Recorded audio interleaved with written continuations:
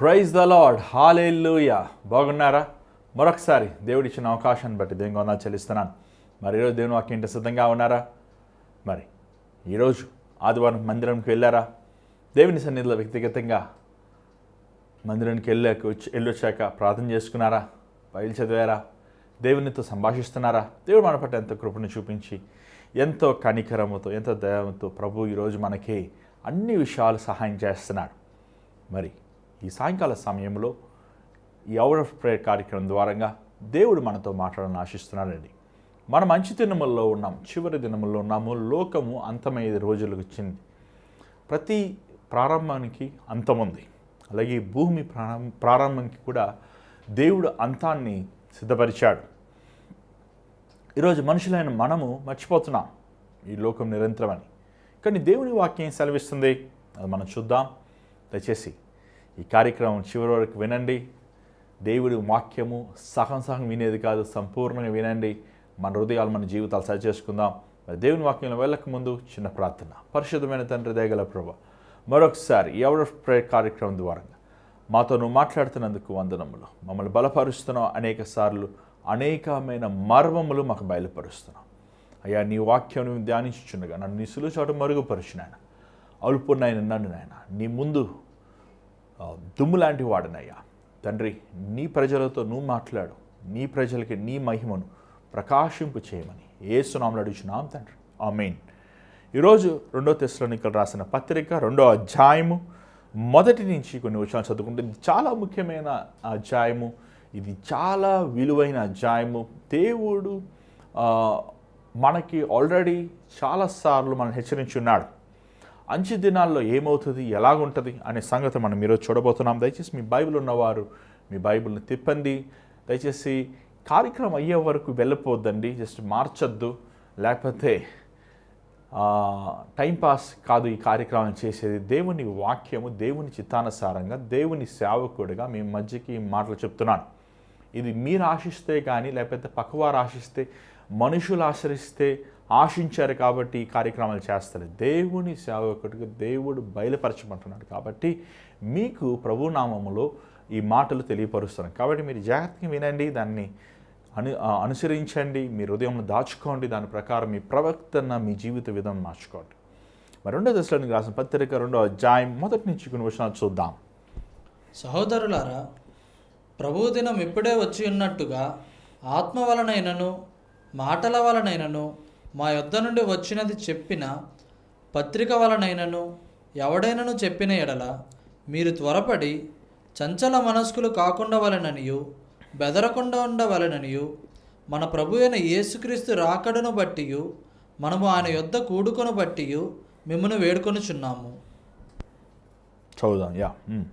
మొదట భ్రష్టత్వం సంభవించి నాశన పాత్రుడగు పాపపురుషుడు బయలుపడితే గాని ఆ దినము రాదు. ఏది దేవుడు అనబడునో, ఏది పూజింపబడునో దానినంతటిని ఎదిరించుచు, దానికంతటికీ పైగా వాడు తన్ను తాను హెచ్చించుకొనుచు, తాను దేవుడని తను కనపరుచుకొనుచు దేవుని ఆలయంలో కూర్చుండును గనుక ఏ విధముగా నేనను ఎవడునూ మిమ్మను మోసపరచునీయకుడి. చాలు. ఇక్కడ మనము పౌలు తన సేవ పరిచర్యలో సేవ బోధనలో, సేవలో ఉన్న విశ్వాసం నడిపించినప్పుడు తను సంపూర్ణమైన సువార్తను ప్రకటించాడు. ఈరోజు చాలామంది సువార్త ఎలా ఉంటుందంటే, మీరు పాపులు, మీ పాపాన్ని ఒప్పుకోండి, మీ తప్పులు సరిచేసుకోండి అని చెప్పి అంతతో ముగించేస్తారు కొంతమంది ఏమంటారు, దేవుడు కృప కలిగిన వాడు, కనికరం కలిగిన వాడు, కృప అంటూ ఒకవైపు డ్రమ్ము కొడుతున్నాం మనం వింటుంటాం. కానీ సువార్త అనేది ఏంటి, అసలు ఏంటి బైబిల్లో ఉన్న సారము? చూడండి, బైబిలు మనకి పరలోకానికి మార్గదర్శనమైనది. దేవుడు 3 విషయాలు మనకి బైబిల్లో బోధించిన. మొదటగా గతంలో జరిగిన మనుష్యుడి పరిస్థితులు, సిలువలో కార్చిన రక్తము, విమోచన. రెండవదిగా దేవుడు చూపించిన ప్రస్తుత కాలంలో ఉన్న దుర్మార్గము, అవిధేయతలు, తిరుగుబాటు స్వభావం, మోసకరమైన హృదయము దేవుడు బయలుపరచము. మూడవది భవిష్యత్తు గురించి బయలుపరిచాడు.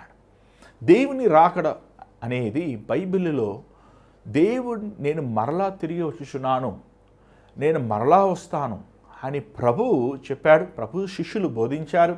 ముఖ్యంగా పౌలు తన ఉత్తరముల్లో 14 ఉత్తరముల్లో ఎక్కువ ఎంఫసిస్, ఎక్కువ ముఖ్యత్వము ప్రభు రాకడ గురించి, ప్రభు రాకడ వచ్చినప్పుడు ఎలాగుంటాయనే సంగతుల్ని తను వివరముగా మరలా సంఘాన్ని బోధిస్తున్నాడు. చూడండి, ఈరోజు మన సంఘముల్లో మనం ఏది బోధిస్తున్నాం, లేకపోతే ఏది ఆలకిస్తున్నాం, ఎలాంటి ప్రసంగాలు ఆలకిస్తున్నాం అనేది మనం ఆలోచించాలి, గమనించాలి. ఒక ప్రసంగము శరీరీతమైనప్పుడు అది శరీరీతమైన మనుషులకి ఉల్లాసాన్ని కలుగజేస్తుంది. శరీరీతమైన ప్రసంగాలు నీ శరీరీతమైన సమస్యలు తొలగిపోతాయి అనే ఒక ధైర్యమును, ఉత్సాహాన్ని కలుగజేస్తుంది. కానీ ఇక్కడ ఒక కుయుక్తి తంత్రం ఉంటుందండి. సాతానుగాడు సంపూర్ణమైన సత్యాన్ని బోధించినవాడు. సాతాను నీ శరీర కార్యాలు, లేకపోతే ఉద్యోగాలు, సద్యోగాలు, ఆస్తులు, లేకపోతే ధన సంపాదనలు, దీని గురించి ఒక ప్రసంగము ఎక్కువ బోధించబడుతుందంటే అది దేవుని దగ్గర నుంచి వచ్చింది కాదు. దేవుని సేవకుడు బోధించాల్సింది ఏంటంటే తన పరలోక రాజ్యము గురించి. చూడండి, ఈ భక్తి కానీ, ఈ సిలువ యాగము కానీ, ఈ విమోచన కానీ, ఈ లోకములో దేవుడు పొందిన అవమానాలు, నిందలు కానీ ఎందుకు మనల్ని ఆయనతో పాటు నిరంతరము తన రాజ్యములో మనల్ని ఉంచుకోవాలని. అంతేగాని ఈ లోక రాజ్యము మాత్రము కాదు. ఇది ఉన్న నగ్నమైన సత్యం అండి. This is the fact, this is the truth. కానీ మనల్ని అపవాది చాలాసార్లు రాకడ గురించి, రాకడలో జరగబోయే సంగతుల గురించి, మన భవిష్యత్తు గురించి సాతాను ఆలోచింపనివ్వడు. అనేక సార్లు మనల్ని కలవరపెడుతూ మనల్ని ఆందోళన పరుస్తుంటాడు. ఇక్కడ మనం చూసినట్లయితే పౌలు తెస్సలోనికలో ఉన్న సంఘానికి బోధిస్తున్నప్పుడు ఏమని బోధిస్తున్నాడు? దేవుని దినము, దేవుని రాకడ గురించి బోధిస్తున్నప్పుడు కొంతమంది ఏం చేశారు? అయ్యా, దేవుని రాకడ వచ్చేసింది, నీకు తెలీదా? నీకు తెలీదా? 50 మంది మన పరలోకానికి వెళ్ళిపోయారు, నీకు తెలీదా? వీరు పరలోకానికి వెళ్ళిపోయారు, నీకు తెలీదా? మనం విడిచిపెట్టబడ్డాము, ఇంకా మనము దేవుని రాకడ అంతే అయిపోయింది అని సంఘములో అపవాది ద్వారా నింపబడిన వారు కలవరాన్ని సృష్టించాడు. పౌలు ఈ విషయమును గమనించాడు. ఈ విషయాన్ని గమనించి చూడండి, దేవుని రాకడ వచ్చిందా లేదా నీకు ఎలా తెలుస్తుంది? దేవుని రహస్య రాకడ వచ్చినప్పుడు చాలామంది ఈ భూలోకాన్ని కనబడరండి. ఏమండి, న్యూస్ ఏజెన్సీ వారు రిపోర్ట్, మనుషులు మాయమైపోయారు, భారతదేశంలో కొన్ని కోట్ల మంది వారు మాయమైపోయారు. ఏమండి, ఒక్క దినమున మాయమైపోయారు, కనబడలేదు. యాక్సిడెంట్లు, యుద్ధాలు, ఏమండి, కలవరాను. ఈ పరిస్థితుల్లో అంత్యక్రీస్తు విజృంభిస్తాడు. చూడండి, క్రీస్తు విరోధి, బైబిల్లో, ఇంగ్లీష్ బైబిల్లో యాంటీ క్రైస్ట్ అంటాం, తమిళ్లో క్రీస్తు విరోధి లేకపోతే అంత్యక్రీస్తు అంటాం, కానీ తెలుగులో క్రీస్తు విరోధి అని రాయబడింది. క్రీస్తు విరోధి ఈ అవకాశాలను ఉపయోగించుకొని దేశములందరూ ఒకటవుతారు. మీరు గూగుల్లోకి వెళ్ళి వరల్డ్ కరెన్సీ అని కొట్టండి. ఏమంటే వరల్డ్ కరెన్సీ అని కొడతాం. బిట్ కాయిన్, నువ్వు ఏ దేశస్థిరమైనా నీకు వరల్డ్ కరెన్సీ అనే బిట్ కాయిన్ అనేది నువ్వు ఏ దేశస్థిరమైనా అది కరెన్సీగా వాడుకోవచ్చు. నీకు తెలుసా? ఆల్రెడీ యునైటెడ్ నేషన్స్ అనేది మనం చూస్తున్నాం. దేశములన్నీ కలిసి ఒక నాయకుడు ఉంటారు. అలాగే యునైటెడ్ రిలీజియన్స్, అన్ని మతములో నుంచి ఒక నాయకుడు వచ్చి వారు కలిసి గుంపుగా ఫామ్ అవుతాం. యూరోపియన్ యూనియన్, యూరోప్లో ఉన్న దేశాలని ఒక యూరోపియన్ యూనియన్గా ఫామ్ అవుతున్నాయి. చూడండి, ఇప్పుడు మన యుక్రెయిన్ రష్యా వార్ జరుగుతుంది. ఎందుకు ఈ వార్ జరుగుతుంది? యుక్రెయిన్ వారు యూరోపియన్ యూనియన్ జాయిన్ అవుతున్నప్పుడు రష్యా వారు యుద్ధం చేస్తున్నారు. ఈ వార్తలు చూడాలి మనం, ఎందుకంటే వార్తలు దేవుడు చెప్పిన ప్రవచనములు, లేఖనాలు నెరవేరుతున్నాయి. కానీ ఒక రోజున భూమి అంతా ఏకమైపోతుంది. యేసుప్రభు నమ్ముకున్న వారికి, యేసుప్రభుని విశ్వసించిన వారికి ఆహారం ఉండదు, ఉద్యోగాలు ఉండవు. 666 ముద్రై వారు నొసట్ల మీద వేయబడుతుంది. ప్రతి ఒక్కరు ఈరోజు చాలా యుఎస్లో ఐటీ కంపెనీస్లో వారు ఒక చిన్న చిప్ ఇన్స్టాల్ చేస్తారండి. ఆ చిప్ని ఇలాగంటే చాలు, అది నీ చరిత్ర అంతా చెప్తుంది. ఎలా క్రెడిట్ కార్డ్, డెబిట్ కార్డ్ ఉందో పేమెంట్ చేయాలంటే నీ చిప్ ఎలాగంటే చాలు, అది పేమెంట్ అవుతుంది. అలాగా ఇప్పుడు ఆల్రెడీ టెక్నాలజీస్ వచ్చేసినాయి. స్వీడన్, స్విట్జర్లాండ్ అలాంటి దేశాల్లో, లేదా డెన్మార్క్ లాంటి దేశాల్లో అవి ఆల్రెడీ ఇంప్లిమెంట్ చేస్తున్నారు. చూడండి, ఈ లోకము సిద్ధమవుతుంది దేవుని రాకడ కోసం. ఈ సమయమున మనం ఏం చేయాలి? మెలకుగా ఉండి ప్రార్థించాలి. ఇక్కడ మనం చూసినట్లయితే ఈ అంత్యక్రీస్తు ఏమండి, చూడండి 3వ వచనం ఒకసారి చదవండి దయచేసి. 3వ వచనంలో మాట మనం చూస్తున్నాం. మొదట భ్రష్టత్వము సంభవించి నాశన పాత్రుడగు పాప పురుషుడు, నాశనము పాత్రుడైన పాప పురుషుడు. ఇంగ్లీష్ బైబిల్లో ఏముందంటే ఎ మ్యాన్ ఆఫ్ సిన్. ఏమండి? A man of sin. ఎవరు ఈ మ్యాన్ ఆఫ్ సిన్? ఏమండి? క్రీస్తు విరోధి. ఇతను సాతానుతో నింపబడిన వ్యక్తి. ఇతను ఏం చేయాలనుకుంటున్నాడు? 4వ వచనం చూడండి. తన్ను తాను హెచ్చించుకుంటూ తను దేవుని లాగా ఆరాధించబడాలి. చూడండి, సాతాను గడి వాంఛ ఆశ ఏంటంటే, ఆ దేవదూతలందరూ పాడుతున్నప్పుడు దేవుని మహిమను చూడలేక ఏమండి వారిని ప్రభు మహిమను చూడలేకపోతే లూసిఫర్ గాడు ఏం చేసేవాడంటే, వాడు ఏమంటే మధ్యలో ప్రభువుకి దేవదూతల మధ్యలో ఉండేవాడు. ఉన్నప్పుడు తన మనసులో అనుకున్నాడంట, నేను దేవుడు ఒక్కటే. సాతానుగాడి కుట్ర, సాతానుగాడి ఆశ ఏంటంటే మనము స్తుతించబడాలి, మనం వారిని స్తుతించాలి, వాడిని ఆరాధించాలి, వాడిని ఏమండి హెచ్చించాలి. ఇది గమనించాలి ప్రియులారా. మనము దేవుని, జీవం కలిగిన దేవుని తప్ప, మన కోసం ప్రాణం ఇచ్చిన యేసయ్యని తప్ప మనము ఎవరి ఎదుట సాగిలపడము. షడ్రక్, మెషక్, అబ్దెనగో ఏం చేశారంటే, ఆ నెబుకద్నెజరు ఒక సెల కట్టినప్పుడు ఈ సెలను ఆరాధించకపోతే మేము అగ్నిగుండలో వేసేస్తాం అన్నప్పుడు ఏం చేశాడు? ఆరాధించారా? మేము యెహోవా దేవుడిని ఆరాధించేవాడు, మేము హిబ్రూలు దేవుడిని ఆరాధించాం, రోషము కలిగిన జీవం కలిగిన దేవుని నేను వంగమంటాను. ఏం చేశారు? అగ్నిని మంట పెంచి దాంట్లో వేసినప్పటికీ కావాలంటే చనిపోవాలంటే కూడా చనిపోతాం, మేము ఆరాధించము. చూడండి, ఈ సాతానుతో ఆరాధించేవారు, సాతాను ఆరాధించే అనుషులు, వాడు బాగానే ఆరాధిస్తాడు కానీ వాడు పెద్ద మోసగాడాడు. ఈరోజు చాలామంది మంత్రశాలలు ఉంటారు, ఎన్ని తాయితులు ఈ చేతబడి శక్తులు చేసేవాళ్ళు 800 ఉంటారు. వాళ్ళందరూ సాతాను చెప్తాడు, చూడు నువ్వు ఎన్ని చెయ్యి, నాకు నీకు నరకంలో నీకు ప్రధానమైన స్థానం ఇస్తాను, నిన్ను బాగా చూసుకుంటాను. ఏం చూసుకోడు, చిత్రవాదం చేస్తాడు అంట. వాడు మోసగాడు, వాడు అబద్ధికుడు, వాడు నాశనం చేసేవాడు. ఎవడు సాతానుని మనం ఎదిరించేవారుగా ఉండాలి. సాతానికి మనం చూడండి, వాడు ఎక్కడ ఉంటాడంటే చూడండి, వాడు ఎక్కడ ఆరాధించబడుతుంది? 4వ వచనం చూడండి, వాడు చదవండి దయచేసి. ఏది దేవుడు అనబడునో, ఏది పూజింపబడునో దానంతటిని ఎదిరించుచు, దానికంతటికీ పైగా వాడు తన్ను తాను హెచ్చించుకొనుచు, తాను దేవుడనని తన్ను కనపరుచుకొనుచు దేవుని ఆలయంలో కూర్చుండును కనుక. దేవుని ఆలయంలో వచ్చేస్తారంట. అవును, మరి ఆలయంలో ఉన్న యాజకులు, ఆలయంలో ఉన్న విశ్వాసులు, ఆలయంలో ఉన్న అందరు పరలోకం వెళ్ళిపోతాం. మనకేం పని ఇంకా? ఏమని ఎవడు చూసినా చర్చి కట్టాలి, డబ్బులు ఇవ్వండి, ఇటుకలు కావాలి, సిమెంట్లు కావాలి, చర్చి అండి, చర్చి ఏమండి? Church is not the important. మనుషుల ఆత్మలు ఇంపార్టెంట్. దేవుడి వాక్యం చదివింది, ఎక్కడ 2-3 నా నామను కూడి ఉంటారో వారి మధ్య నేను ఉన్నాను. మరి అనేక సంవత్సరాలు అనేక పరిచయాల్లో, మా నాన్నగారి పరిచయాల్లో స్లమ్ మినిస్ట్రీ ఉండేదండి. రోడ్ల మీద, వీధుల మీద, మురికి వాడల మీద, అద్దె ఇంట్లలో, లేకపోతే మిద్దెల పైన, లేదా రెంటెడ్ హాల్స్లో పరిచయాల్లో, నాన్నగారి పరిచయాల్లో నేను గమనించాను ఏంటంటే, దయ్యాలు పోయాయి, అనారోగ్యం స్వస్థపడేవారు, అనేక మంది విడుదల పొందేవారు, అనేక మంది జీవితంలో గొప్ప ప్రభావితం చేసేవారు. అక్కడ church is not the important. ఈరోజు చర్చి కట్టేసి ఈ చర్చిలోనే యేసు ప్రభు ఉన్నాడన్నాలో దయచేసి అది తప్పది. మనము జ్ఞాపకం చేసుకోవాలి ఏంటంటే, మనం గుర్తు చేసుకోవాలి ఏంటంటే, దేవుడు మన హృదయంలో నివసించేవాడు.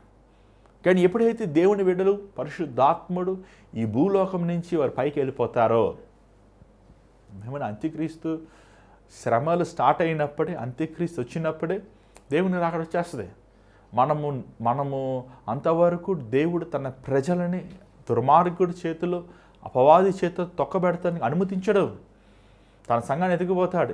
ఇది మీకు ఇంకొక ప్రసంగం నేను చెప్పాలని ఆశిస్తున్నాను. ఎందుకంటే ఆ 7 సంవత్సరాలు ఏమైనా ఉంది బైబిల్లో ఉంది, మీన్ 1260 దినములు అని ఉంది. ఒక దినము ఒక సంవత్సరం, అది ఒక పెద్ద క్యాల్కులేషన్. అది మనం ఒక రోజు సపరేట్గా దాని గురించి మనం వివరంగా ఎలాగ దేవుని రాకడ ఉంటుంది, సూచనలు ఏంటి, అంత్యక్రీస్తు ముందు వస్తాడా లేకపోతే దేవుని రహస్య రాకడ ముందు వస్తుందా అనే అనేకమైన మన తర్వాత నేర్చుకుందాం.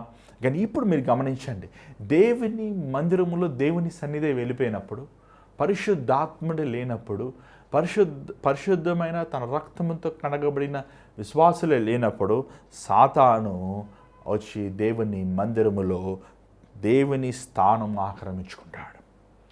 ఆక్రమించుకొని తను తాను ఆరాధించబడటానికి ఇష్టపడతాడు. చూడండి, చాలాసార్లు చాలా వాటి మనం ఆరాధిస్తుంటాం, కానీ ఆరాధించినప్పుడు ఆ వస్తువులలో ఏముండదండి, కానీ ఆ వస్తువులు వెనకాల సాతాను ఉంటాడు. ఆ సాతానుగాడు మనుషుల ద్వారా ఆరాధించబడాలని ఆశిస్తుంటాడు. వాడు దేవుడి పోలికి ఉండాలి, దేవునిలాగా నన్ను గణపరచాలి, దేవుడిలాగా నన్ను మనుషులు హెచ్చించాలి అని ఆశిస్తుంటాడు. చూడండి 5వ వచనం చదవండి దయచేసి. నేను ఇంకను మీ యొద్ద ఉన్నప్పుడు ఈ సంగతులను మీతో చెప్పినది మీకు జ్ఞాపకము లేదా? కాగా వాడు తన సొంత కాలమందు బయలుపరచబడాలని వారిని అడ్డగించినది ఏదో అది మీరు ఎరుగుదురు. ధర్మ విరోధ సంబంధమైన మర్మము ఇప్పటికే క్రియ చేయుచున్నది గాని ఇది వరకు అడ్డగించుచున్నవాడు మధ్య నుండి తీసివేయబడు వరకే అడ్డగించును. అప్పుడు ఆ ధర్మ విరోధి బయలుపరచబడును. ప్రభువైన యేసు తన నోటి ఊపిరి చేత వారిని సంహరించి తన ఆగమన ప్రకాశము చేత నాశనము చేయును. నశించుచున్న వారు తాము రక్షింపబడుటకై సత్య విషయమైన ప్రేమను అవలంబింపకపోయిరు గనుక వారి రాక అబద్ధ విషయమైన సమస్త బలముతోనూ నానా విధములైన సూచక్రియలతోనూ మహత్కార్యములతోనూ దుర్నీతిని పుట్టించు సమస్త మోసముతోనూ నశించుచున్న వారిలో సాతాను కనపరచు బలమును అనుసరించి ఉండును. చూడండి ఎన్ని పౌలు, దయచేసి జాగ్రత్త గమనించండి. యోహాను పత్మస్ లోయలో ఉన్నప్పుడు దేవుడు తనకి ప్రకటన గ్రంథముని బయలుపరిచాడు. మనందరూ తెలుసు ప్రకటన గ్రంథంలో జరిగే సంగతులు. పౌలు రోమాచెరలో ఉన్నప్పుడు దేవుడు యోహానికి బయలుపరిచినవి పౌలుకు కూడా బయలుపరిచాడు. ఎట్లా అంటారా? ఇట్లే మరి చదివే కదా మనం. ఇవన్నీ మీరు చక్కగా మనం ప్రకటన గ్రంథం చూస్తే, ప్రకటన గ్రంథం 7వ అధ్యాయము, ప్రకటన గ్రంథం 14వ అధ్యాయము మనము చదివినప్పుడు చక్కగా మనకు అర్థమవుతుంది. ఏమండి, సాతానుగాడండి వాడు ఎంత తంత్రమైన వాడంటే, చూడండి ఇక్కడ ఒక మాట ఉంది. I don't want to go in to the detail explanation. ఎందుకంటే అండి ఇది ప్రకటన గ్రంథముతో ముడివేయబడింది కాబట్టి మీకు ప్రకటన గ్రంథం చదివినప్పుడు ఈ అంశాలు చక్కగా అర్థమవుతాయి. సో కొన్నిసార్లు టీచర్ అంటారా ఇది రౌండ్ వేసి పెట్టుకోంటారా, ఈ పక్క చాప్టర్ చదివి మళ్ళీ మనం చదువుదాం అప్పుడు అర్థమవుతుంది. అలాగా మనం లెట్స్ వెయిట్, మనం దీన్ని అలా పెట్టుకోండి. ఏంటంటే దేవుని నోట్లో నుంచి వచ్చిన ఏమండి శ్వాసను అపవాదిని నాశనం చేస్తుందన్న మాటలు అవన్నీ మనం ప్రకటన గ్రంథంలో 7వ అధ్యాయం 3:14 నుంచి 1:5 వచనంలో మనం స్పష్టంగా దాన్ని చూస్తున్నాం. ఇక్కడ ఒక మాట రాయబడింది ఏంటంటే, దయచేసి ఇది 9వ వచనం చదవండి ఒకసారి. నశించుచున్నవారు తాము రక్షింపబడుటకై సత్య విషయమైన ప్రేమను అవలంబింపకపోయిరి కనుక వారి రాక అబద్ధ విషయమైన సమస్త బలముతోను నానా విధములైన సూచక్రియలతోను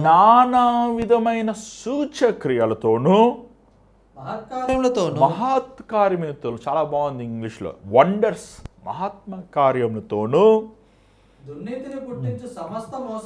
దుర్నీతిని పుట్టించు సమస్త మోసముతోను నశించుచున్న వారిలో సాతాను కనుపరచు బలమును అనుసరించి ఉండును. ఇందుచేత సత్యమును నమ్మక దుర్నీతి యందు. చాలు చూడండి, సాతాను కూడా ఆశ్చర్యమైన కార్యాలు చేస్తాడు. నేను నా పరిచయంలో ఎంతోమందిని చూశానండి, భాషలు మాట్లాడతారు, సాతాను పట్టినట్టు దయ్యాలు పడతారండి. తెలుసా మీకు? సాతాను పట్టినట్టు కూడా సాతాను కూడా స్వస్థపరుస్తుంది.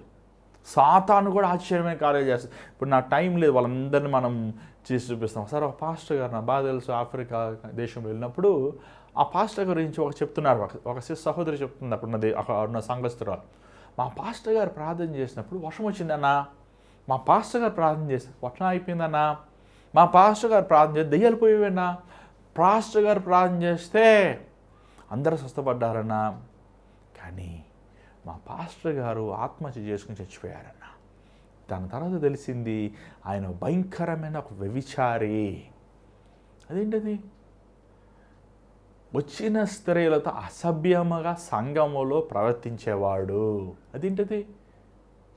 ఇంత వాక్యం చెప్తున్నావు కదయ్యా, ఇంత ప్రార్థన చేస్తున్నావు, ఇంత అభిషేకం అంటున్నావు, ఇంత పరిశుద్ధాత్మ అంటున్నావు, ఇన్ని కేకలు వేస్తున్నావు, ఇన్ని సూచకార్యాలు, కానీ నువ్వు చేసేది ఏంటి? సాతాను. చూడండి, సాతాను కూడా అనేకమైన ఆశ్చర్యమైన కార్యాలు చేస్తాడు.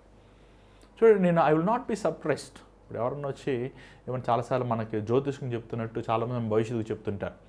నీ బ్యాంక్ నెంబరు, నీ బ్యాంక్ అకౌంట్ నెంబర్ చెప్తారు, డబ్బులు చెప్తారు, నీ ఇంటి అడ్రస్ చెప్తారు, ఏమండి నీకేం జరగబోయేది చెప్తారు, నీ టైం చెప్తారు, అన్నీ చెప్తారు.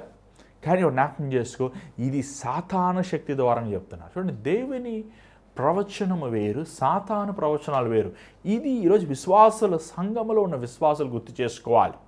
సంఘములో ఉన్న దేవుని బిడలు తను దేవుని ఆత్మతో ప్రవచిస్తున్నాడా, లేకపోతే దేవుని ఆత్మతో స్వస్థపరుస్తున్నాడా, లేకపోతే దేవుని ఆత్మతో దయ్యములు ఎలగొడుతున్నాడా, లేకపోతే దేవుని ఆత్మతో శూరకార్యాలు చేస్తున్నాడా, లేకపోతే దురాత్మ? ఎందుకంటే అండి చూడండి, దేవుని ఆత్మ లేకపోతే దురాత్మని ఎలా తెలుస్తుందంటే మనం చూసినట్లయితే చూడండి, మొదటి యోహాను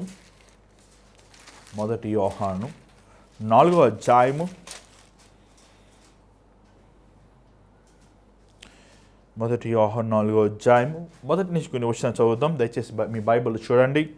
మొదటి యోహాను 4వ అధ్యాయం మొదటి నుంచి కొన్ని వచనాలు చదవండి దయచేసి.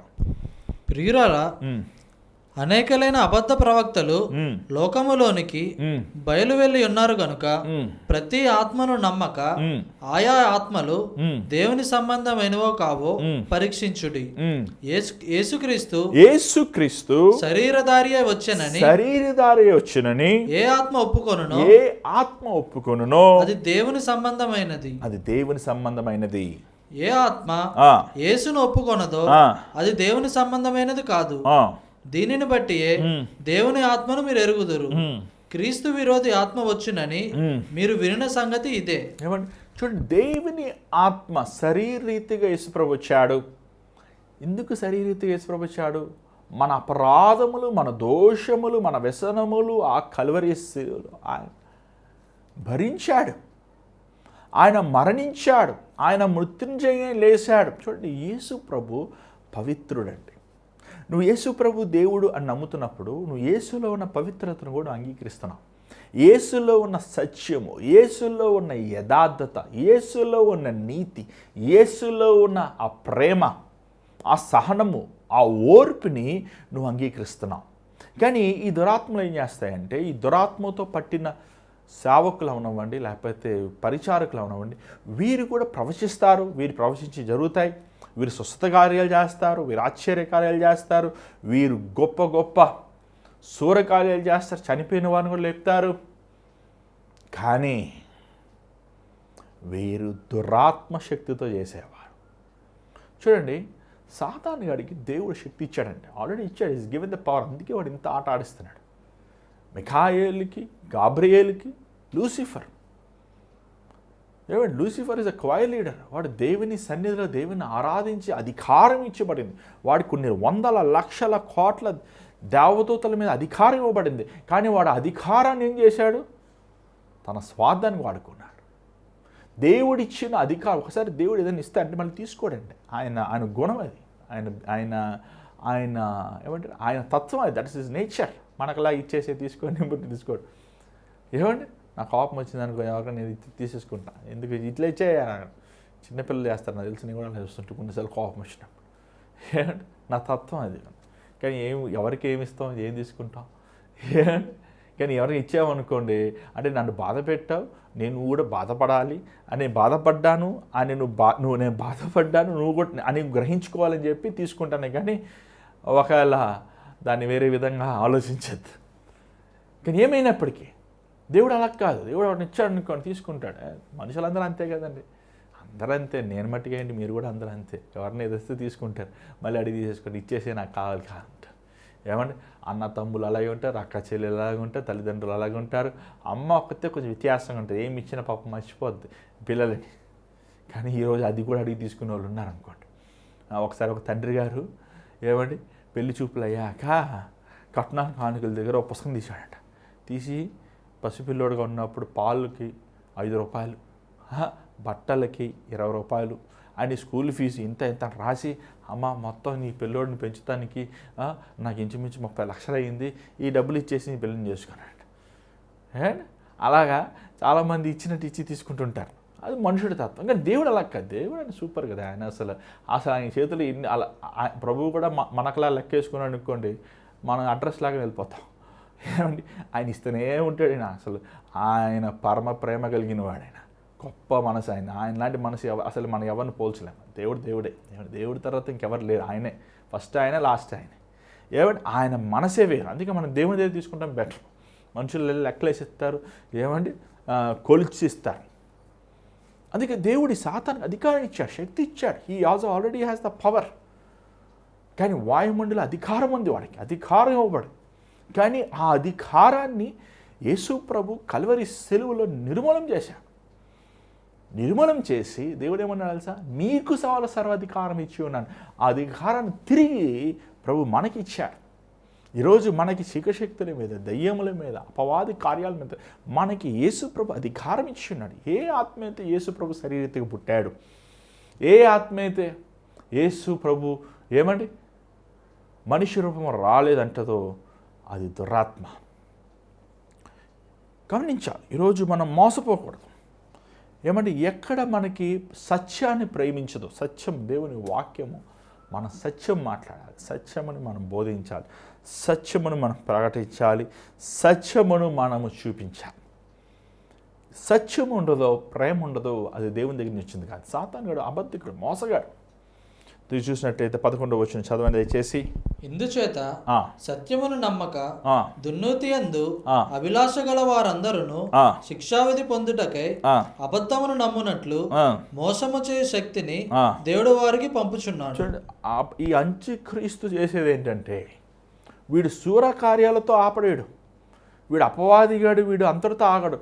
వీడు ఏం చేస్తాడంటే మోసగిస్తానికి కూడా దేవుడు అధికారం ఇచ్చాడు. చూడండి, నువ్వు దేవుని వాక్యం నీ హృదయంలో లేకపోయినప్పుడు, నువ్వు దేవుని గౌరవించినప్పుడు, దేవుని నువ్వు ప్రేమించినప్పుడు, దేవుని చిత్తాన్ని నువ్వు చేయనప్పుడు, దేవుని ఉద్దేశ ప్రకారం నువ్వు బతకనప్పుడు నువ్వు మోసపోతావు. నువ్వు ఇంత బతికాను, ఇంత జీవితం జీవించాను, ఇన్ని మందిరాలకు వెళ్ళాను, సేవకులను ఇంత ప్రేమించాను అని నువ్వు అనుకోవచ్చేమో, కానీ నువ్వు మోసపోయావనేది ఎప్పుడు తెలుసా? నువ్వు మరణించి దేవుని సింహాసనం ఉన్నప్పుడు, అప్పుడు దేవుడు తీర్పు తీర్చినప్పుడు తెలుస్తుంది నీకు. చాలామంది ఈరోజు మోసపోతున్నారండి. మనుషులు నమ్మి డబ్బులు ఇస్తారు, మనుషులు నమ్మి అవి చేస్తారు. చాలామంది సహోదరులు ఈరోజు మోసపోతున్నారు, పెళ్లి చేసుకొని తన భర్త ద్వారా మోసపోతున్నారు. చాలామంది సహోదరులు వాళ్ళ వాళ్ళ జీవితంలో మోసపోతున్నారు. మోసపోయేవాడు మనం చూస్తున్నాం. కానీ సాతానుగాడు మోసగించేవాడు. వాడు పై రూపములో వేషభాషను వేసుకుని, పై రూపములో వాడు చక్కగా మాట్లాడి మాయ మాటలు చెప్పి మోసం చేసేవాడు. ఏమంటే సాతానుగాడు నల్ల రూపంలో పువ్వులు పెట్టుకుని వస్తాడు, కొట్టేయచ్చు. అలా రాడు. ఏమంటే ఒక అందమైన అమ్మాయిలో రూపంలో వస్తాడు, ఒక తీయని మాటల రూపంలో వస్తాడు. ఏమంటే ఒక మంచి స్మార్ట్గా ఉండే అబ్బాయి రూపంలో వస్తాడు. ఏమంటే ఈరోజు చూడండి, ఆ సినిమా యాక్టర్లు చూడండి ఎలా ఉంటారు.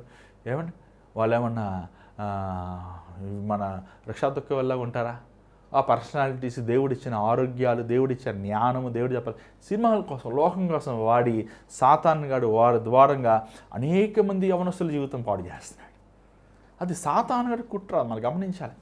నువ్వు సినిమాలకు ఎడిక్ట్ అయిపోయావేమో, నువ్వు సినిమాలు ఏమో ఒక వ్యక్తిని పట్టుకొని నువ్వు సూపర్ స్టారు, నువ్వు మెగాస్టారు, ఆ స్టార్ ఈ స్టార్ అంటున్నావేమో, అది సాతానుగా నిన్ను ఊబిలో వేసి నిన్ను మోసం చేసేసాడనమాట. ఆ వ్యక్తికి సాతాను అధికారం ఇచ్చాడు మోసం చేస్తాను. చెప్పు, సినిమాలు చూసి నీ జీవితం ఎవడన్నా సినిమాలు చూసి బాగా చదువుకున్నాడు ఉన్నాడా? సినిమాలు చూసి శుభ్రంగా వెళ్ళి చక్కగా పని చేసుకున్నాడు ఉన్నాడా? సినిమాలు చూసి తన భార్యతో ప్రేమించి తన సంసారం చేసుకుని ఉన్నాడా? చెప్పండి, ఏముంది? అది సిగ్గులేనిది. ఏమండి, దానివల్ల ఏం విలువ లేదు. మనుషుడు సమయం వేస్ట్, ఆరోగ్యం వేస్ట్. ఈ సినిమా డైరెక్టర్ల క్యారెక్టర్స్ మీకు ఎలా వాళ్ళ వ్యక్తిగతమైన జీవితం ఎలా ఉందో మీకు తెలుసు. ఒక క్యారెక్టర్లెస్ ఏమండి, ఎంతమంది భార్యలు ఉండాలి చెప్పండి, ఎంతమంది పురుషులు ఉండాలి? ఏమంటే మనం ఏమైనా కుక్కలమా, నక్కలమా, జంతువులమా? ఏమంటే మనకన్నా మనసు లేదా? దేవుడు మనకు హృదయం ఇవ్వలేదా? ఏమంటే ఒక పురుషుడు ఒక స్త్రీ, ఒక స్త్రీ ఒక పురుషుడు. ఏమంటే బజార్లో అంటే నగ్నమైన బట్టలు వేసుకుని, అదే నీ కూతురు అనుకోండి, అదే నీ కొడుకు అనుకోండి, అదే నీ భార్య అనుకోండి, అదే నీ భర్త అనుకోండి, ఒప్పుకుంటారా? ఏమంటే ఆ నగ్నమైన బట్టలు వేసుకొని, అశీలమైన బట్టలు వేసుకొని, ఆ పసిపిల్లలతో వెళ్ళి సినిమాలు చూసి మనసులో హృదయాలు పాడు చేసుకునే వాళ్ళు ఏమనాలి? వీడు మాయ చేసేవాడు, ఏమో సాతానుగాడు మాయ చేస్తే దేవుడు ఇచ్చాడు అధికారం. ఎందుకంటే వారు సత్యముని ప్రేమించలేదు. సత్యం ఎవరు? యేసుప్రభువే. నేనే సత్యము జీవం మార్గమై ఉన్నానన్నాడు ప్రభు. నువ్వు యేసుని ప్రేమించలేనప్పుడు నీకు ఆప్షన్ వేరు లేదు. నీకు సాతాను కూడా ఉన్నాడు ఆప్షన్ ప్రేమించడానికి. నీ హృదయంలో ఉంటే యేసయ్యని ఉండాలి, లేకపోతే సాతానాన్ని ఉండాలి. 13వ వచనం మనం చూద్దాం.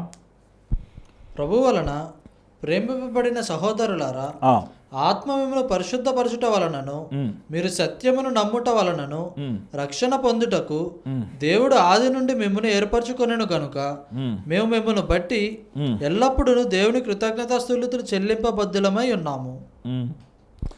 ఇక్కడ చూసినట్లయితే 13 చదవండి దయచేసి. 13 ఒకసారి చదువుదాం. ప్రభు వలన ప్రేమింపబడిన సహోదరులారా, ఆత్మ మిమ్మల్ని పరిశుద్ధపరచుట వలనను మీరు సత్యమును నమ్ముట వలనను రక్షణ పొందుటకు దేవుడు ఆది నుండి మిమ్మును ఏర్పరచుకొనెను కనుక మేము మిమ్మల్ని బట్టి ఎల్లప్పుడూ దేవునికి కృతజ్ఞతాస్తుతులు చెల్లింపబద్ధులమై ఉన్నాము. ఏమంటే దేవుడు మనల్ని ఎందుకు చేశాడు? మనల్ని దేవుడు ఎందుకు ఆయన కనుగొనడానికి కృప చూపించాడు? ఎందుకు తన ధర్మశాస్త్రాన్ని మన చేతిలో ఇచ్చాడు? మనల్ని పరిశుద్ధపరచాలి, మనం పవిత్రపరచాలి. చాలా చక్కగా రాయబడింది ఏమండి, to sanctify the works of the spirit. మన ద్వారంగా దేవుని కార్యాలు కూడా పవిత్రమైన వాటిగా ఉండాలని ఆశిస్తున్నాడు. మన విశ్వాసము, మన నిరీక్షణ సత్యమైన యేసు మీద పెట్టాలని ఆయన ఆశిస్తున్నాడు. ఏమన్నా దేవుడు మనల్ని పిలిచింది ఏంటంటే ఆయనతో పాటు ఆయన మహిమలో మనం పాలు పొందాలని. రేపు దేవుడు ఘనంగా తన మహిమతో రెండో రాకడలో వచ్చినప్పుడు నువ్వు ఆయనతో పాటు ఉండాలని, ఆయన స్తుతించాలని, ఆయన సన్నిధిలో నువ్వు ఉండాలని, ఆయనను నువ్వు కొనియాడాలని. చూడు, ప్రభు ఉద్దేశాలు మన పట్ల చాలా గొప్పవి.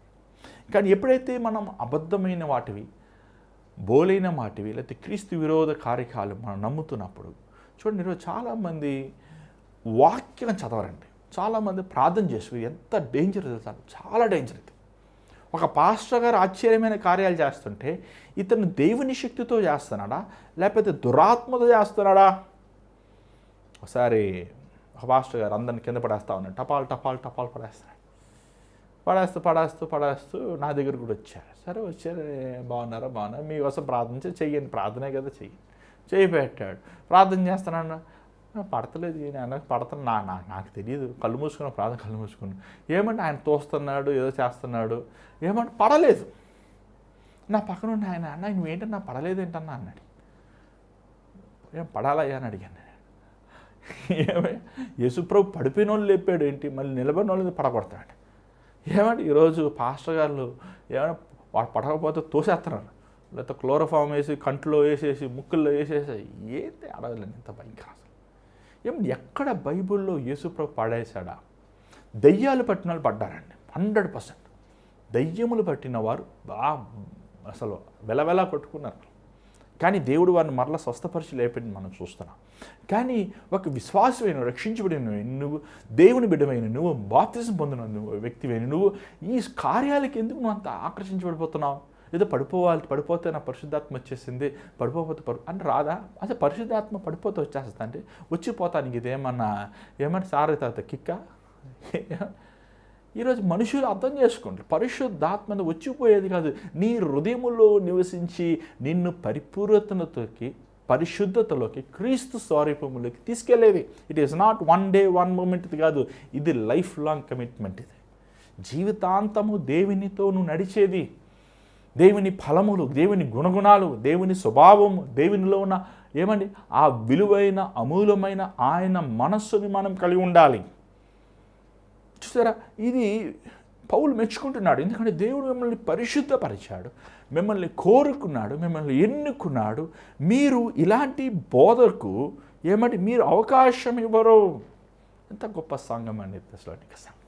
ఈరోజు సంఘాల్లో దేవుని వాక్యముకి విలువ ఇస్తున్నారా? చాలాసార్లు చాలా మీటింగ్ వెళ్తుంటే పాటలు గంటసేపు పాటలు పాడతారు, దాని సాక్ష్యాలు అంటారు, గంటన్నర సాక్ష్యాలు, దాని తర్వాత స్వస్థత ప్రార్థనలు అంటారు, ఒక గంట సేపు ఉంటుంది. వాక్యం 5 నిమిషాలు ఇస్తారు. ఏంటయ్యా వాక్యమే కదా. చాలామంది పెళ్ళిళ్ళు పిలుస్తుంటారు. భక్త సింగ్ లాంటి గొప్ప అయ్యగారు వారు పెళ్ళిళ్ళకి వెళ్తుంటారు. ఎందుకంటే అక్కడైనా అలాంటి ఆ అవకాశాలలో అనేక మంది దేవుని ఎరగిన వారికి సువార్త ప్రకటించచ్చని. సో నేను కూడా అది అభ్యాసం చేసుకుని, మనకి ఒక పెద్ద దేవుని సేవ మంచి మాదిరికరంగా ఉన్నారు. వారు ఒక మంచి అలవాటుతో ఒక పెళ్ళికి వెళ్ళినప్పుడు, వారు పిలిచినప్పుడు, ఆ వాక్యం చెప్పినప్పుడు అన్ని జనాలు ప్రభుని తెలుసుకునే అవకాశం ఉంటుందని వెళ్తే వాక్యానికి అవకాశం ఎవరే అన్న, మీరు 10 నిమిషాలు చెప్పండి అన్న చాలు. పెళ్లి కొడుకు లేటుగా వస్తాడు, పెళ్లి కూతురు లేటుగా వస్తారు. పాటలు పాడుతున్న సమయం ఇస్తారు, డ్రమ్ములు కొట్టుకున్న సమయం ఇస్తారు, గిఫ్ట్లు తీసుకున్న సమయం ఇస్తారు. కానీ దేవుని వాక్యం చూడు, నువ్వు పెళ్ళి చేసుకున్నా, నువ్వు పుట్టినరోజు చేసుకున్నా, స్తుతి కొడికి పెట్టుకున్నా, వాక్యానికి విలువ ఇవ్వండి. ఎందుకంటే వాక్యము వారి హృదయముల్లో క్రియ చేస్తుంది. వారిని మీటింగ్లు పెట్టేసుకొని భోజనాలు భోజనాలు 4 గంటలు, వాక్యానికి విలువ ఉండదు. ఈరోజు అనేక మంది అన్ని జనులు ఇలాగే ఉన్నారు. దేవుని నమ్ముకున్నాను అంటున్నారు, కానీ అన్ని జనుల వల్లే ప్రవర్తిస్తున్నారు. వాళ్ళు కూడా సోషల్ గ్యాదరింగ్ లాగా కోరుకుంటారు. వాళ్ళకి మీటింగ్ వద్దు, వాళ్ళకి ప్రార్థన వద్దు, వాళ్ళకి దేవుని భయం వద్దు, వాళ్ళ హెచ్చరికలు వద్దు. అలాంటి వారండి పొట్టు రాలిపోతారు. దేవుడు చేసిన మేలు మనం జ్ఞాపకం చేసుకుని, నా ప్రాణమా యెహోవాను సన్నిధించుము, ఆయన చేసిన ఉపకారముల్లో దేన్ని మరొకము. నువ్వు ఎంత అయస్కాంతంలాగా ఆస్తి నువ్వు సంపాదించుకోవచ్చేమో, కానీ అది అయస్కాంతం ఎలా కరిగిపోవచ్చు చూసారు, ఎంత పెద్ద ఐస్ అయినా. అలాగా నీ ఆశీర్వాదాలు, నీ ఆస్తులు, నీ ధన సంపదలు అన్నీ కరిగిపోతాయి. అందుకే నీ కుటుంబంలో నువ్వు మీటింగ్ పెట్టుకున్నప్పుడు, లేకపోతే దేవుడు స్తుతించాల్సినప్పుడు నువ్వు ప్రార్థనకి సమయం, వాక్యానికి సమయం. భోజనాలు ఏమున్నాయి, ఈరోజు తింటారు, రేపు కరిగిపోతుంది, దానివల్ల ఏం ప్రయోజనం. కానీ దేవుని వాక్యం విత్తబడినప్పుడు అది నీ హృదయములో, ఇతర హృదయములో, నీ కుటుంబ హృదయములో అది ఫలిస్తుంది. పౌలు మెచ్చుకుంటున్నాడు, మీరు స్థిరముగా ఉండండి. ఈ మాటలు చెప్తూ మీరు క్రీస్తు కోసం స్థిరముగా నిలబడండి అంటున్నాడు. చూసి 15 వచనం చదవండి దయచేసి. కాబట్టి సహోదరులారా, నిలకడగా ఉండి మా నోటి మాట వలనైనను మా పత్రిక వలనైనను మీకు బోధింపబడిన విధులను చేపట్టుడి. స్థిరముగా ఉండండి. చూసండి, మొదటిగా 1 తెస్సలోనిక 4వ వచనం చూస్తున్నారు. క్షమించారు, 2 తెస్సలోనికల్లో 1వ అధ్యాయం 4వ వచనం చూస్తున్నాం. నీ శ్రమల యందు మీరు స్థిరముగా ఉండండి, శ్రమల అవమానాలందు మీరు స్థిరముగా ఉండండి. 2 తెస్సలోనికలు 1వ అధ్యాయం 8వ వచనం చూస్తున్నాం. మనం చూసినట్లయితే దేవుడు ఖచ్చితంగా మీ శత్రువులు ఎందు ఆయన పగ తీర్చుకునేవాడు, అంతవరకు మీరు స్థిరముగా ఉండండి. అలాగే 2 తెస్సలోనిక 2వ అధ్యాయం 9వ వచనం మనం చూస్తున్నాం. పాప కార్యాల నుంచి, దుర్మార్గమైన కార్యాల నుంచి, లేకపోతే మోసం నుంచి, వంచే నుంచి, లేకపోతే ఆశ్చర్యమైన కార్యాలు చూసి మీరు మోసపోవద్దు, మీ విశ్వాసములో మీరు స్థిరముగా ఉండండి అంటున్నాడు. అలాగే 2 తెస్సలోనిక 2వ అధ్యాయం 14వ వచనం చూస్తున్నాం. ఆయన మహిమలో, ఆయన సన్నిధిలో మనము స్థిరముగా ఆయనను మాత్రమే ఆరాధించువారుగా మనం ఉండాలి అనేది చెప్తాను. చూడండి, క్రైస్తవులమైన మనము యేసుని పట్టుకోవాలి, యేసులో నిలిచి ఉండాలి. యేసే పునాదండి. యేసు ప్రభువే మన దిక్కు, యేసు ప్రభువే మన అండ, యేసు ప్రభువే మన నిరీక్షణ, యేసు ప్రభువే మన మార్గము. ఆయన లేకపోతే మనకి విమోచన లేదు. యేసు ప్రభు బోధ, యేసు ప్రభు ఆయన మన కోసం జీవించిన జీవిత విధానం, ఒక మాదిరికరమైన జీవితంని మనము జీవించి చూపించాలి. మనం అది గమనించినప్పుడు, మనం అది ఆలోచించినప్పుడు, మన జీవితంలో మనం క్రీస్తు కోసం ఎన్ని శ్రమలు వచ్చినా, తెస్సలోనికల వారండి, వారు 3 వారాలు మాత్రమే పట్టబడలేదు. మనం అనుకున్నాం 3 వారాలతో మాత్రమే కాదు పౌలుతో కట్టబడలేదు. పౌలు వెళ్ళిపోయాక కూడా ఉన్న ప్రజలు ఆ తెస్సలోనికల్లో ఉన్న క్రైస్తవుల్ని హింసిస్తూనే ఉన్నారండి. చంపేవారు హింసిస్తున్నారు. వాళ్ళ ఆస్తులు దోచుకున్నారు, వారు వారి బిడ్డల్ని హాని చేశారు, వారిని హాని చేశారు, వారిని మొత్తం సమాజంలో వెలివేశారు. కానీ వారు విశ్వాసాన్ని కోల్పోలేదు. ఎంత గొప్ప సంఘం అండి, విశ్వాసాన్ని కోల్పోలేదు. క్రీస్తు కోసం అవమానాలు, నిందలు పొందుతున్న బహు గొప్ప భాగ్యమని వారు కొరింథీ సంఘం వలె లేకపోతే రోమా సంఘం వలె కాక స్థిరమైన వారుగా పౌలు వారికి చెప్పినట్లు సత్యమైన వాక్యముని ఎత్తుపట్టుకొని దానికోసము వారి ప్రాణములైన ఇస్తానికి సిద్ధపడ్డారు. ప్రియమైన దేవుని బిడ్డలారా, మనం ఎలా ఉన్నాం? చివరిగా మనం ఈ 2 మాటలు చూసుకుని ముగించుకుందాం. 16, 17. మన ప్రభు అయిన యేసుక్రీస్తును మనలను ప్రేమించి కృపచేత నిత్యమైన ఆదరణయు శుభ నిరీక్షణయు అనుగ్రహించిన మన తండ్రి అయిన దేవుడును మీ హృదయములను ఆదరించి ప్రతి సత్కార్యమందును ప్రతి సద్వాకార్యమందును మిమ్మల్ని స్థిరపరచును గాక. ఏమంటే యేసుప్రభు మనవారు, యేసుప్రభు నాది, యేసుప్రభు నా ప్రభు. ఏమంటే యేసుప్రభు దేవుడు మన తండ్రి. ఏమంటే దేవుడు మనల్ని ప్రేమిస్తున్నాడు. ఏమంటే దేవుడు మన కోసం సమస్తం ఇచ్చి ఉన్నాడు.